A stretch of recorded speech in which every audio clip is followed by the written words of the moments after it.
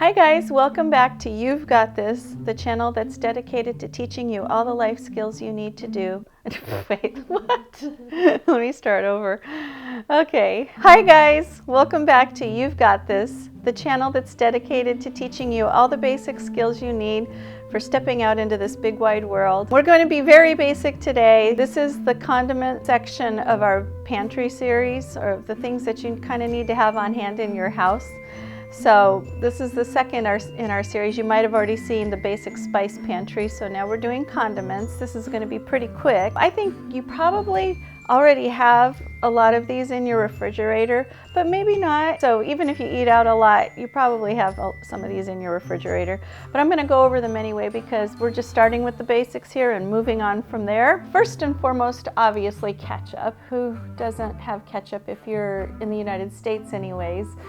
We eat ketchup obviously on French fries and burgers and things like that.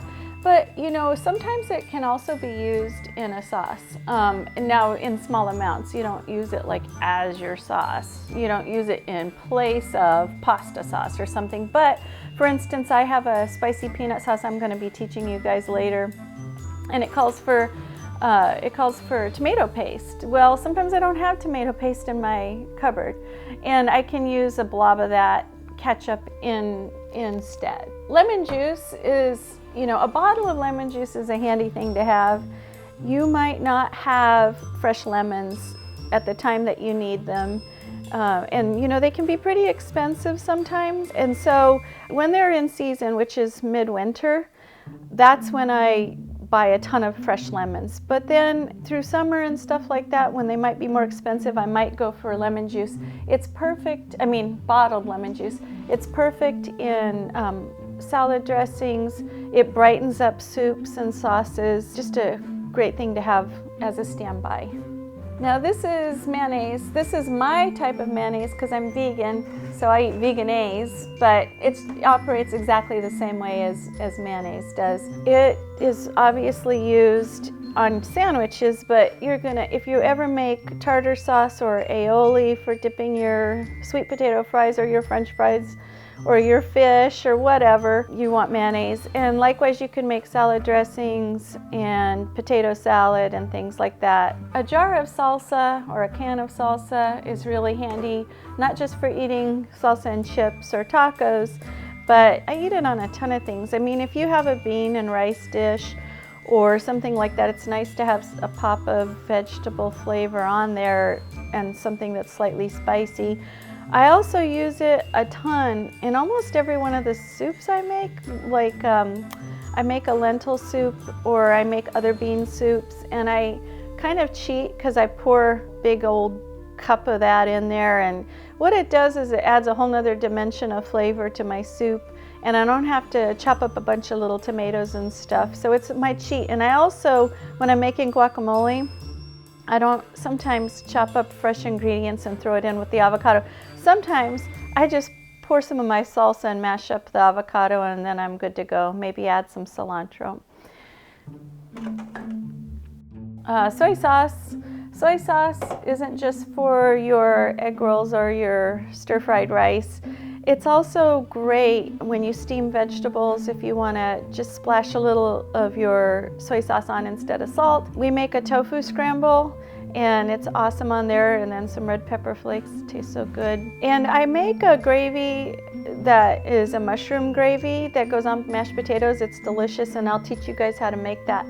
And it's so easy. Everything I do is easy, but it adds a depth of flavor when you don't use like a meat broth, like beef broth or chicken broth or something like that in your sauces. So soy sauce is an excellent way to achieve some color and depth of flavor when you're not eating meat. Pickles. My pickles are almost all empty. I know that, but I didn't go to the store. But pickles, you know, you gotta have pickles. Tartar sauce, they're great in that. Potato salad. on your burgers or your sandwiches. You know, pickles brighten up all of those things. A jar of some sort of hot sauce that doesn't have chunks of vegetables in it. My favorite is Cholula. I don't have any right now, but I've got a Louisiana style hot sauce. It's great on grits or like beans and rice and things like that. And then last but not least, a mustard. Any type of mustard. You know, there's yellow mustard, there's whole grain mustard, there's brown mustard, there's Dijon mustard, which is what this is, and that's my go-to because it can cover all those roles. And you know, you might use whole grain mustard periodically in like a salad dressing or a yummy sauce. You can use yellow mustard on, you know, like hot dogs and big pretzels, big soft pretzels, but I like Dijon mustard because it has a really rich depth of flavor. You know, you don't have to buy the expensive brand when you're at the store. You can buy the store brand of Dijon mustard. It's perfectly good. I kind of go back and forth between buying like the store brand, which is this, versus the name brand. If I really, really love a specific brand of condiment, then I buy that and I don't worry about the extra cost.